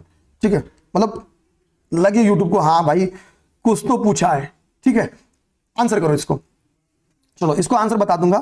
अब समझो, मोदी गवर्नमेंट ने क्या किया, मोदी सरकार ने भी क्या किया कि सोनप्रयाग से, देखो अभी 2 जगहों पे पर्वतमाला परियोजना के तहत रोपवे स्टेब्लिश करने की बात की। पहले डायरेक्टली हेडिंग से बहुत सिंपल क्वेश्चन आएगा, क्या आएगा कि सोनप्रयाग से केदारनाथ के बीच में एक पहला रोपवे बनाएगा, और अभी ये हुआ है कि मार्च में कि गोविंद घाट से हेमकुंड साहिब के बीच में दूसरा रोपवे बनेगा। अच्छा, जो ये रोपवे बन रहा है, जानना, जो ये रोपवे बन रहा है, ठीक है, जानना, ये किस प्रोजेक्ट के तहत बनता है? तो जानना, एक प्रोजेक्ट आया था पर्वतमाला परियोजना। जानना, पर्वतमाला परियोजना आई थी। इसी पर्वतमाला परियोजना का उद्देश्य था, आपको रोपवे कहां देखने को मिलेगा? जो दुर्गम स्थान हो, जो पर्वतीय स्थान हो, यानी बेसिकली जो हिली एंड इनएक्सेसिबल एरियाज हैं, जहां पे जाना बड़ा दुर्गम है, उन एरियाज में आपका क्या है, बेसिकली रोपवेज लगाया जाता है। और पर्वतमाला परियोजना आई कब? तो बजट 2022-23 में। कब आई? बजट 2022-23। ठीक है, ये सब वैल्यू एडिशन है, याद रख लेना। तो पर्वतमाला परियोजना लाई गई कि भाई हिली एंड जो इनएक्सेसिबल एरिया है, यानी पर्वतीय एवं जो दुर्गम क्षेत्र हैं, उनकी चढ़ाई या उन तक पहुंच को आसानी से सुनिश्चित कर लिया जाए। ठीक है, ध्यान देना, आसानी से सुनिश्चित कर लिया जाए। तो अब बात आती है कि सर लेंथ कितना है, लंबाई कितनी है? तो देखो, जो आपका सोनप्रयाग से केदारनाथ के बीच में है, उसकी लंबाई है आपकी 12.9 किलोमीटर। कितना? 12.9 किलोमीटर लंबा रोपवे है। ये याद करो, पहले याद करो इसको, 12.9 किलोमीटर लंबा रोपवे है, और ये एक ही शिफ्ट में बनाया गया, यानी ये बीच में कोई इंटरलिंकिंग नहीं है, एक शिफ्ट में बनाया गया है। याद रखना, अभी ये एक शिफ्ट, 2 शिफ्ट, देखो बहुत आसान पूछेगा तो ये 12.9 और 12.4 पूछ लेगा। और जो दूसरा रोपवे बनाया जा रहा है वो कितना किलोमीटर लंबा है? तो केवल 12.4 किलोमीटर है। तो एक जो पहला रोपवे है सोनप्रयाग से केदारनाथ के बीच में वो 12.9 किलोमीटर है, और 12.4 किलोमीटर आपका कौन सा है, तो गोविंद घाट से हेमकुंड के बीच का है। समझना बात को। तो एक तो क्या हुआ कि भैया जो सोनप्रयाग टू केदारनाथ है, सोनप्रयाग टू केदारनाथ यानी एसके इज ग्रेटर देन, बड़ा है, जो क्या कर रही है, गोविंद घाट को हेमकुंड से जोड़ रही है, उससे लेंथ में बड़ा है। ठीक है, अब आते हैं हमारी बात समझो यहां पे। अब देखो पहले काम की बात समझो फिर बताते हैं। यहां पे लागत बताया गया है भाई, एक चीज समझो, पहला वाला बड़ा है तो इसमें क्या है 4081.28 करोड़ रुपए लग रहे हैं। कितना? 4081.28 करोड़ रुपए। दूसरा वाला छोटा है तो इसमें कितना लग रहा है 2730 करोड़ रुपए। आप बोलोगे सर किलोमीटर के हिसाब से तो 500 किलोमीटर बस आधा किलोमीटर का डिफरेंस है। आधे किलोमीटर के डिफरेंस में पैसा तो लगभग आधा का आ गया। समझे बात को ना? तो सर ये ऐसा तो नहीं कि बहुत ज्यादा जा रहा है, नहीं। देखो इसमें बहुत महंगी टेक्नोलॉजी का यूज किया गया है और इसमें उतनी महंगी टेक्नोलॉजी का यूज नहीं किया गया है। तो जो आपका केदारनाथ से कनेक्ट करा रही है यानी सोनप्रयाग से केदारनाथ, उसकी कीमत कितनी है, तो 4081 करोड़ रुपए में बन रही है 0.28 यानी 28 लाख रुपया। आ जाओ अब देखो, ठीक है। अच्छा, पर्वतमाला परियोजना में कॉन्सेप्ट भी है कि जो बनेगा वो पीपीपी मॉडल में बनेगा। ठीक है, public private fund PPP model में बनेगा। तो पीपीपी मॉडल का कभी आपको मेंस में एग्जांपल लिखना है तो ये अच्छा एग्जांपल बन के आ जाएगा। कई ऐसे एग्जांपल्स हम आपको बता, अभी एक एग्जांपल पीपीपी मॉडल का कल भी हमने पढ़ा था। समझो बात को। अब आ जाओ, अब ये डिफरेंस क्यों है, क्यों ये 4081.28 करोड़ रुपए का है? क्योंकि जो आपका केदारनाथ रोपवे है वो है ट्री केबल, जो इसमें टेक्नोलॉजी का यूज किया गया है वो है ट्री केबल यानी ट्री मतलब थर्ड ट्राइब। ठीक है, तो ट्री केबल डिटेचबल गोंडोला यानी इसको कह रहा है 3S प्रणाली बेस्ड है। ये टेक्नोलॉजी है, जिस टेक्नोलॉजी को यूज किया गया है वो आपकी क्या है, ट्री केबल है। और जो आपका ध्यान रखना, जो आपका गोविंद घाट वाला है वो आपका मोनो केबल है। ठीक है, ध्यान रखना, वो आपका मोनो केबल डिटेचबल आपका गोंडोला है। ठीक है, और ये क्या है आपका ट्री केबल है। आगे बात सुनिए, तो एक तो डिफरेंस आपका यहां पे दिख गया। दूसरे देखो, ये ट्री केबल है तो इसकी कैपेसिटी भी बहुत जाते हैं। कैपेसिटी क्या है, कह रहा है कि जिसकी क्षमता प्रति घंटे प्रति दिशा 1800 यात्री यानी पीपीएचपीडी। पीपीएचपीडी मतलब पी से पैसेंजर यानी पीपीएचपीडी का फुल फॉर्म हो गया पैसेंजर पर आवर पर डायरेक्शन। पैसेंजर पर आवर पर डायरेक्शन। ठीक है, तो प्रति घंटे प्रति दिशा 1800 यात्री जाएंगे। एक तरफ कितने यात्री जाएंगे, 1800 यात्री एक घंटे में। दिन भर में इससे 18,000 यात्री ट्रेवल करेंगे। तो यानी इससे क्या हो रहा है, ये बता रहा है कि बेसिकली इसके और उसके बीच में टूरिज्म को क्या हो जाएगा, बहुत ज्यादा बढ़ावा मिल जाएगा। समझना बात को। तो इससे क्या कहा, जो पर्यटन है उसको बहुत ज्यादा गति मिल जाएगी, बढ़ावा मिल जाएगा। तो 1800 पीपीएचपीडी है और यहां पे कितना है, तो यहां पे केवल 1100 है। यहां पे पीपीएचपीडी कितनी है, पीपीएचपीडी कितनी है, तो इसकी केवल 1100 है। अब ये थोड़ा टफ बनाएगा, तो इसका 1800 इसका 1100। अब समझो, कह रहा है कि इस रोपवे का फायदा ये है कि 8 से 9 घंटे तक लगने वाला समय क्या है 36 मिनट में कवर हो जाएगा। तो अब बेनिफिट देखो, रोपवे के बनने के आपसे कल को बेनिफिट पूछे, अगर आप यूपीपीसीएस का मेंस लिखो तो पहला बेनिफिट क्या हो गया भाई, टाइम, लोगों का समय बचेगा, समय बचेगा। इतना तो बेनिफिट आपकी नजर में होगा। केवल इतना ही बेनिफिट नहीं है, ध्यान रखना। अब यहां पे देखो बेनिफिट, फास्टर देन रोडवे। तो एक तो टाइम हो गया, मिनिमम इन्वायरमेंटल डैमेज, भाई कोई भी निर्माण करते हो तो तुमको क्या होता है भाई, ज्यादा से ज्यादा क्षति होती है। लेकिन इसका बेनिफिट क्या है, यहां पे बेनिफिट लिख देता हूं, लाभ ये है कि ये इन्वायरमेंटल क्षति कम करेगा और जो लैंड अधिग्रहण है, भूमि अधिग्रहण है, वो कम करना पड़ेगा। भाई रोपवे है तो बहुत ज्यादा अधिग्रहण करना नहीं पड़ेगा। तो बेनिफिट्स इसके ये हैं। ठीक है, ये इसके मेजर लाभ हैं, ध्यान देना रोपवे के। तो इस तरीके से हमारा रोपवे समाप्त हो गया। अब रोपवे का इजी क्वेश्चन क्या आएगा कि कहां अभी रोपवे बनाए जाने की घोषणा की गई, तो सोनप्रयाग से केदारनाथ और गोविंद घाट से हेमकुंड। इसी को अपने मैच करा देगा, सोनप्रयाग से हेमकुंड, गोविंद घाट से केदारनाथ। तो सिंपल ये बना सकते हैं, कितना लागत है कितना किलोमीटर है, तो 1209 किलोमीटर क्या है, 1209 किलोमीटर है सोनप्रयाग टू केदारनाथ, और गोविंद घाट से हेमकुंड कितना है 1204 किलोमीटर, दोनों के बीच में आधे किलोमीटर का डिफरेंस है। 4081.28 करोड़ रुपए लागत है सोनप्रयाग से केदारनाथ के बीच में, यानी एसके का 4081.28, और गोविंद घाट से हेमकुंड के बीच में 2730.13 करोड़, ठीक है। और दोनों के बीच में डिफरेंस क्या है, एक प्री केबल है एक मोनो केबल है, एक 1800 यात्री पीपीएचपीडी है, यानी पैसेंजर पर आवर पर डायरेक्शन कैपेसिटी है, दूसरी की 1100 है, तो ये डिफरेंस हो गया। तो दोनों के बीच में अंतर भी अगर कल को आपसे पूछे आप इजीली कर लोगे, ठीक है। आगे बात सुनिए, अभी तक हमारा हो गया 55 मिनट की क्लास। अब हम लोग आते हैं भारत बना खाड़ी अंतर सरकारी संगठन का नया अध्यक्ष, ठीक है, इसको देखते हैं, ठीक है। अभी भारत को क्या चुना गया है कि खाड़ी अंतर सरकारी जो संगठन है उसका क्या चुना गया, अध्यक्ष चुना गया, ठीक है, ओके, इसको देखते हैं, ठीक है। देखो जो ये ऑर्गेनाइजेशन है, जो ये संगठन है, ठीक है, इसका जो हेडक्वार्टर है वो आपके चेन्नई में स्थित है। ये यहां पे लिखा भी गया है, देखो HQ यहां पे लिखा है, लास्ट पॉइंट ये लिखा गया है कि इसका हेडक्वार्टर, इस संगठन का हेडक्वार्टर कहां पे, चेन्नई में स्थित है, चेन्नई में स्थित है। आप समझो, भारत बना अंतर सरकारी संगठन का नया अध्यक्ष, यानी बेसिकली, ठीक है, गल्फ इंटर गवर्नमेंटल ऑर्गेनाइजेशन, ठीक है, इसका खाड़ी अंतर सरकारी संगठन का इंग्लिश हो गया, खाड़ी का मतलब हो गया गल्फ, अंतर सरकारी का मतलब हो गया इंटर गवर्नमेंटल, ठीक है, और ऑर्गेनाइजेशन। इसका अध्यक्ष कौन बन गया, इसका प्रेसिडेंट कौन बना है, तो इंडिया बना है, ठीक है, इसका नया अध्यक्ष इंडिया है। अब देखो,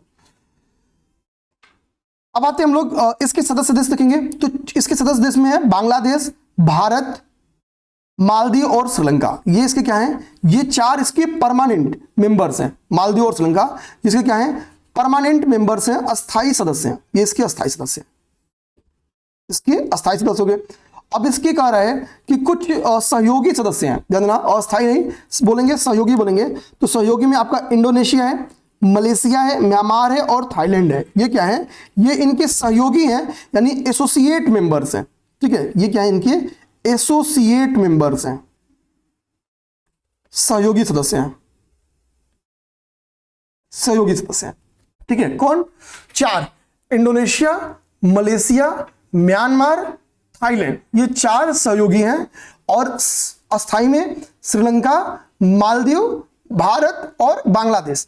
तो अभी भारत क्या बना है, इसका अध्यक्ष बना है। हेडक्वार्टर कहां पे है, तो हमने बता दिया हेडक्वार्टर इसका कहां पे है। अच्छा, ये इसका एम क्या है, तो एम है भाई, बे ऑफ बंगाल में इन कंट्रीज के लोग क्या करते हैं कि मछुआरे आते हैं और मछली मारते हैं, अपना जीविकोपार्जन चलाते हैं। तो कह रहा है इसका उद्देश्य बेसिकली ये है कि छोटे और आर्टिसनल जो मत्स्य पालन कर्मी है, ध्यान रखना, इसका उद्देश्य बेसिकली क्या है कि जो छोटे और बेसिकली जो आर्टिसनल मत्स्य पालन का जो लोग हैं उनको मोर अपॉर्चुनिटी मिले, उनको ज्यादा से ज्यादा अवसर मिले, ठीक है, ताकि वो क्या करें, उनका एम्प्लॉयमेंट जनरेट हो सके, मतलब ज्यादा अपॉर्चुनिटी, एम्प्लॉयमेंटल अपॉर्चुनिटीज उनको क्या मिले, ज्यादा मिले, ठीक है, ध्यान देना। तो बेसिकली मत्स्य पालक जो है उनकी स्थिति में सुधार से रिलेटेड ये हम लोग कह सकते हैं, ठीक है।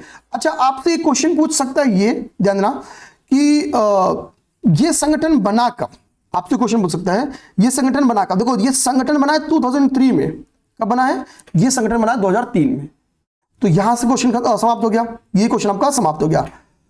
अब आज का जो हम लोग अच्छा, यहां पे ये टॉपिक लंबा है, भारत के 6 धरोहर स्थलों को अस्थायी सूची में शामिल किया गया। बस इंट्रो देख लो, इस टॉपिक को कल समझाऊंगा क्योंकि ये लंबा टॉपिक है, ठीक है। इसको मुझे देखो क्यों लंबा टॉपिक है बताता हूं। अब जितना ये लिखा है इतना पढ़ाएंगे तो लंबा नहीं है, फिर तो 2 मिनट समाप्त हो जाएगा, लेकिन इसका ट्रेडिशनल यूज है, हो सकता है ट्रेडिशनली क्वेश्चन बन जाए। तो जिन 6 स्थलों को अस्थायी यानी नॉन परमानेंट लिस्ट में शामिल किया गया, उसमें से आपका क्या है, एक तो अशोक के अभिलेख हैं, और अशोक के वो शिलालेख, वो इंस्क्रिप्शन जो कहां पे है, जो आपके बेसिकली मध्य प्रदेश में स्थित है, उनकी बात कर रहा है, ठीक है, ध्यान रखना। तो 6 हेरिटेज साइट्स को इंक्लूड किया गया, ठीक है, जो टेंटेटिव लिस्ट है, ठीक है। अगर हम लोग अस्थायी सूची को समझे, इसको टेंटेटिव बोलते हैं,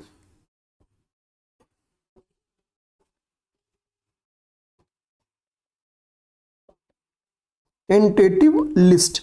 तो इसमें क्या है, यूपी के कुल 6, सॉरी भारत के कुल 6 हेरिटेज साइट्स को शामिल किया गया। अब ये 6 हेरिटेज साइट्स क्या हैं, ठीक है, ये 6 हेरिटेज साइट्स क्या हैं, तो अशोक के जो इंस्क्रिप्शन है, खासतौर पे जो एमपी वाले इंस्क्रिप्शन हैं, खासतौर पे नहीं उन्हीं को, मध्य प्रदेश में स्थित है, उनको शामिल किया गया। एक आपका 64 योगिनी टेम्पल है, ठीक, 64 योगिनी टेम्पल क्या है, कहां पे, क्या विशेषता है, कल समझेंगे। गुप्तकालीन जो मंदिर है, भितरगांव, देवगढ़, ठीक है, गुप्तकालीन मंदिर की विशेषता, पहली बार ईंट निर्मित मंदिर का निर्माण यहीं किया गया, ठीक है, उसको समझेंगे, इसको समझेंगे, ठीक है। बुंदेला शासकों के, ध्यान देना, जो फोर्ट्स हैं, जो किले हैं उनको, तो बुंदेला शासकों की कौन कौन से हैं वो समझ लेंगे। छत्तीसगढ़ में कंगोर घाटी नेशनल पार्क है, एक तो याद करो कंगोर घाटी नेशनल पार्क कहां पे है, इसको शामिल किया गया। और जो मेगालिथिक मेनिहर है, ध्यान देना, तेलंगाना का, ध्यान देना, जो तेलंगाना का मेगालिथिक, ध्यान देना, जो मेनिहर है, ठीक है, मेनिहर है, उसको यहाँ पे शामिल किया गया। तो ये 6 लोकेशन, ये 6 हेरिटेज साइट यहां पे हैं जिनको इसमें शामिल किया गया। अब इनकी विशेषताएं क्या हैं, हम इसको कल देख लेंगे, ठीक है, या लाओ खत्म ही कर देता हूं यार, छोड़ो इसको खत्म ही कर देता हूं, जो भी थोड़ा सा टाइम लगे इसको निपटा के यहां से मुक्ति ही लेते हैं ना, क्यों इतना लंबा इसको टाला जाए, ठीक। आइए इसको समाप्त करते हैं। अब देखो इसमें एक एक चीज को हम लोग इन डिटेल देखेंगे, ठीक है, इन डिटेल देखेंगे। अब देखो मैं पहले समझो यहां पे मध्य प्रदेश स्थित अशोक, देखो इन्होंने जो चीजें समझाई हैं वो भी अगर आप देखना चाहो तो वही देखो पहले, ठीक है। कह रहा कि छत्तीसगढ़ में कंगोर, पहला तो ये डायरेक्टली एक बात लिख दी गई है कि छत्तीसगढ़ में कंगोर घाटी राष्ट्रीय उद्यान, तो हमको यही याद करना है कि कंगोर घाटी राष्ट्रीय उद्यान कहां पे स्थित है, ठीक है, ध्यान देना, कंगेर वैली। आपसे पूछ सकता है कंगेर वैली कहां पे स्थित है, तो छत्तीसगढ़ में स्थित है, एक तो ये दिमाग रखो। देखो कंगेर वैली जो ये स्थित है, ये अपने बायोडायवर्सिटी के लिए बड़ा फेमस है। ये क्यों फेमस है, तो ये अपने बायोडायवर्सिटी के लिए बड़ा फेमस है। जैव विविधता यहाँ पे बहुत ज्यादा पाई जाती है, यानी प्राकृतिक सुंदरता आपको देखने को मिलेगी, ठीक है, बहुत ज्यादा मिलेगी।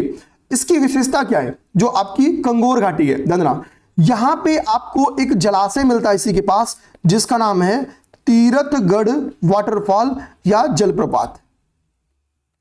एक जलप्रपात मिलता है जिसका नाम है तीरथगढ़ जलप्रपात, इसी के समीप मिलता है तीरथगढ़ जलप्रपात, ठीक है। तो पेपर में क्वेश्चन कल को आ जाए कि भाई तीरथगढ़ जलप्रपात कहां स्थित है, तो इसी के समीप स्थित है। और छत्तीसगढ़ में, यानी तीरथगढ़ जलप्रपात जो है वो आपका कहां पे स्थित है, छत्तीसगढ़ में स्थित है। इतनी चीजें अगर आपको आई तो आप लोग समझ जाना। इसमें एक वैल्यू एडिशनल जो आपके इस बुक में नहीं था वो मैंने यहां पे करा दिया। अब समझो यहां पे जो मैंने बोला ना कि बायोडायवर्सिटी बहुत ज्यादा पाई जाती है, तो यहाँ पे उस बायोडायवर्सिटी के ऊपर इन डिटेल चर्चा किया है कैसी बायोडायवर्सिटी है। तो यहाँ पे जो वनस्पतियां हैं बहुत प्रकार की पाई जाती हैं, ऑर्किड्स पाए जाते हैं, बहुत दुर्लभ 30 ऑर्किड्स पाए जाते हैं, स्तन पाए जाते हैं, ठीक है, यहाँ पे उनके बारे में लिखा गया है, ठीक है। अच्छा, तीरथगढ़ जलाशय यहाँ पे लिखा भी गया भाई, तो तीरथगढ़ जलप्रपात यहाँ पे स्थित है, कांगोर नदी से कांगोर नदी से निकलता है, ठीक है। चलो भाई एक ये एक्स्ट्रा फैक्ट यहाँ पे लिखा भी है, ठीक है, माफ करना मैंने इसको देखा नहीं था, मैंने डायरेक्टली क्या किया, ये 6 जो विशेषताएं मैंने इसको ढूंढ के निकाल लिया, ठीक है। मैंने इसको अंदर रीडी नहीं, मैंने लगा मैं इतना निकाल लिया हूं, इसमें नहीं निकाला। तो इसमें एक एडिशनल था भाई यहाँ पे कांगोर नदी, तो कांगोर नदी का संबंध भी आपसे पूछ सकता है, छत्तीसगढ़ से हो गया, ठीक है। तो तीरथगढ़ जलप्रपात स्थित है जो कांगोर नदी से निकलता है, ठीक है। आ जाओ, मुदबल जो मेगालिथिक मेनिहर तेलंगाना में स्थित है, ये आप पुरातात्विक दृष्टि से देखोगे तो इसकी बहुत ज्यादा इंपॉर्टेंस है, ठीक है, ठीक है। अगर हम लोग बेसिकली, ठीक है, पुरातात्विक दृष्टि से देखें, एक्चुअली आप जब आप ये चीज क्या करें ना, आप एक बार गूगल करना तो आपको ऐसे बड़े बड़े पत्थर देखने को मिलेंगे, ठीक है। तो लगता है जैसे इंडिकेट कर रहे हैं, कुछ बता रहे हैं। ये यहां पे लिखा लौह काल, बट ये बेसिकली कह भी सकते हैं महाकाल, लेकिन मेगालिथिक पीरियड्स के लगते हैं, ठीक है, मेगालिथिक पीरियड्स के लगते हैं। अब देखो ऐसा लगता है कि जैसे ये दफनाने का या किसी इंडिकेशन के लिए इसको लगाया गया है, भौगोलिक अध्ययन के लिए काफी इंपॉर्टेंस रखती है। मेजरली माना जाता है कि दफनाने के लिए इसका यूज किया गया था, ठीक है। जैसे हम लोग पट्टी लगाते हैं ना, फला को दफनाया गया, तो ऐसे इंडिकेशन के लिए इन्होंने इसको लगाया था। तो ये अपने आप में बड़ा यूनिक सी चीज थी, ठीक है, बड़ा यूनिक सी चीज थी, इसके लिए इसको शामिल किया गया। अशोक के शिलालेख, अशोक के शिलालेख खासतौर पे कौन, जो एमपी में है, खासतौर पे कौन, जो एमपी में है, ठीक है, ध्यान देना। अच्छा ये बताओ जो अशोक के शिलालेखों में कौन कौन सा शिलालेख इसका एमपी में है? तो भाई एरड़, सांची, ये है कि नहीं है, ये है कि नहीं है बताओ, ठीक है, एरड़, सांची और भी बहुत सारे हैं, ठीक है। तो अशोक के अशोककालीन शिलालेख, इस अशोककालीन शिलालेख तो वैसे भी प्रीलिम्स के लिए बड़ा इंपॉर्टेंट होता है। इसके प्रमुख शिलालेख, ठीक है, बृहत शिलालेख, लघु शिलालेख, पेपर में आता है, पढ़ाया भी हूं मैं मास्टर क्लास में, ठीक है। 64 योगिनी मंदिर, एक तो डायरेक्टली आ सकता है कि भाई स्थित कहां पे है, तो एमपी में स्थित है, एमपी में स्थित है। 64 योगिनी मंदिर की जो सबसे बड़ी विशेषता है वो ये है कि ये तांत्रिक परंपरा से जुड़ी हुई मंदिर है, तांत्रिक परंपरा से जुड़ी हुई मंदिर है। और इस मंदिर की विशेषता क्या है कि इसकी संरचना क्या है, गोलाकार है। कैसी है, गोलाकार संरचना है, ठीक है, गोलाकार, और खुले छत हैं इसके। 64 योगिनी मंदिर तो तांत्रिक परंपरा से संबंधित है। गुप्तकालीन मंदिर यहाँ पे कह रहा है, गुप्तकालीन मंदिर क्या है, गुप्ता पीरियड बेसिकली मंदिर स्थापत्य के मामले में गोल्डन पीरियड माना जाता है। मंदिर स्थापत्य के मामले में गुप्ता पीरियड गोल्डन पीरियड माना जाता है, ये चीज ध्यान रखना। इस ड्यूरेशन में जैसे देखोगे देवगढ़, भीतरगांव, इनके मंदिर शामिल किए जाते हैं, देवगढ़ और भीतरगांव के मंदिर इसमें इंक्लूड किए जाते हैं, शामिल किए जाते हैं। अब मैं इसमें भी थोड़ा सा चीजों को और बढ़िया समझाऊंगा, ठीक है, बढ़िया से मुझे जो समझाना वो मैं आपको समझाता हूं। देखो गुप्तकालीन मंदिर में एक आप एग्जांपल आपका देवगढ़ है और एक एग्जांपल आपका क्या है, भीतर लिख देता हूं, भीतर गांव का मंदिर है, भीतर गांव का मंदिर है। देखो देवगढ़ का मंदिर आपसे क्या है, देवगढ़ का हमको पता है दशावतार मंदिर है, देवगढ़ का क्या है, तो दशावतार मंदिर है, जानना, देवगढ़ का दशावतार मंदिर है, ठीक है, जानना। और ये स्थित कहां पे है, तो ये ललितपुर में, ललितपुर में स्थित है, ये आपका ललितपुर में स्थित है। और जो भीतर गांव का है ये आपका कहां पे स्थित है, कानपुर में स्थित है। ये पहला भीतर गांव का मंदिर क्या है, ईंट निर्मित, सही बोला कि नहीं मिल रहा हो, ईंट निर्मित मंदिर है, आप ध्यान देना। ये गुप्तकालीन विशेषता होगी, ये गुप्तकालीन विशेषता होगी, ठीक है। बुंदेला शासक, बुंदेला शासक को क्या करा है कि बुंदेला शासक बेसिकली उत्तर प्रदेश और मध्य प्रदेश दोनों जगहों पे शासन किए थे, दोनों के एरियाज में इनका शासनकाल था। इन्होंने अपने ड्यूरेशन में क्या है, जहांगीर महल बनवाया था। तो क्वेश्चन आ सकता है कि जहांगीर महल किसके द्वारा बनाया गया, तो बुंदेला शासकों के द्वारा। लेकिन मान लो आपसे इन डिटेल पूछे कि जहांगीर महल किस बुंदेला शासक के द्वारा बनाया गया, तो उसका नाम था वीर सिंह देव। क्या नाम था मेरे भाई, वीर सिंह देव नाम था। वीर सिंह देव क्या था, यह एक बुंदेला शासक था जिसके ड्यूरेशन में क्या हुआ, जहांगीर महल बना था, जहांगीर महल बना था, ठीक है। दतिया में क्या है आपका, गोविंद महल भी स्थित है। गोविंद महल को भी किसने बनाया था, बुंदेला शासकों ने बनाया था, ठीक है। अब यहाँ पे एक लास्ट एडिशनल फैक्ट क्या बता रहा है आपको, लास्ट एडिशनल फैक्ट बता रहा है कि भारत में 43 स्थल यूनेस्को के विश्व धरोहर सूची में शामिल हैं। इसमें 35 सांस्कृतिक है, 7 यानी कल्चरल है, 7 आपके नेचुरल है और 1 मिश्रित श्रेणी का है। तो ये पीटी में आ सकता है। अब मैंने उन 6 जो लोकेशंस थे उन टेंटेटिव हेरिटेज साइट्स को आपको समझा दिया।